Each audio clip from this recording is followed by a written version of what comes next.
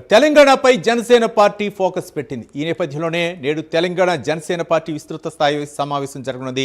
జనసేనని పవన్ కళ్యాణ్ సూచనలతో ప్రత్యేక సమావేశం నిర్వహిస్తోంది. తెలంగాణలోని ఉమ్మడి 10 జిల్లాల్లో పార్టీ శ్రేణులు, గ్రేటర్ హైదరాబాద్ పార్టీ శ్రేణులతో సమావేశం జరగనుంది. సాయంత్రం 5 గంటలకు జరగనున్న ఈ సమావేశంలో తెలంగాణ జనసేన పార్టీ శ్రేణులు హాజరు కానున్నారు.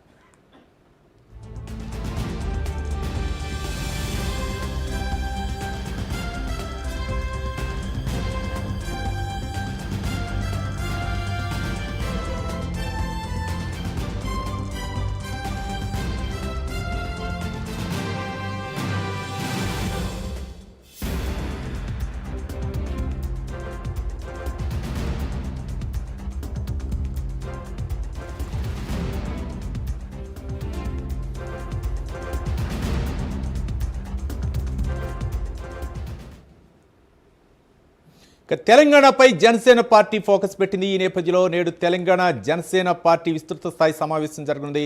ముఖ్యంగా పవన్ కళ్యాణ్ ఆదేశాలతోనే జనసేన పార్టీ సమావేశం జరుగుతున్నట్టు తెలుస్తుంది. మొత్తం దీనిపై మరిన్ని వివరాలు మా కరెస్పాండెంట్ కుమార్ ఫోన్ లైన్లో అందిస్తారు. కుమార్. Thank you Ravi. ప్రస్తుతం ఏదైతే తెలంగాణలోని జనసేన మరొకసారి ఫోకస్ చేసిందనే చెప్పొచ్చు.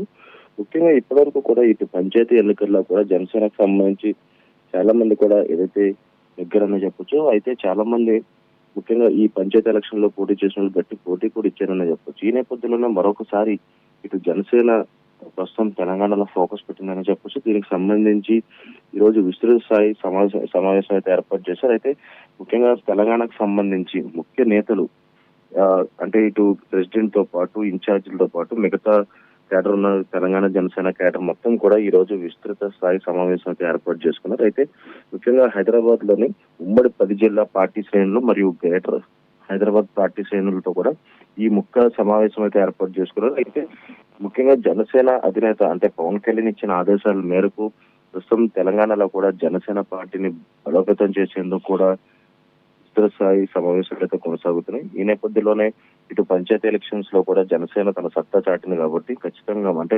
గతంలో కూడా ఏదైతే తెలంగాణలోని జనసేన పోటీ చేసింది అయితే అనుకున్న రీతిలో జనసేన పైకైతే రాలేదు. కానీ ఈసారి మాత్రం ఖచ్చితంగా ఆ పార్టీ బలోపేతం చేసేందుకైతే కోసం ఈ రోజు సమావేశం అయితే ఏర్పాటు చేశారు.